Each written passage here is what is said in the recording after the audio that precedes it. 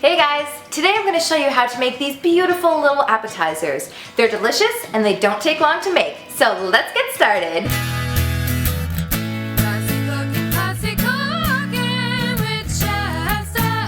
Chef Steph. Cut your bread into slices about an inch thick and then place on a tray with tin foil for easy cleanup.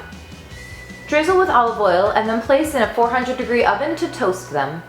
To prepare the topping, cut the mint into long strips, dice up the red onion, and cut the cooked beets into small pieces. It should take about 15 minutes for the top of the bread to get toasty. Place all of these ingredients in a bowl, sprinkle with salt and pepper, and mix.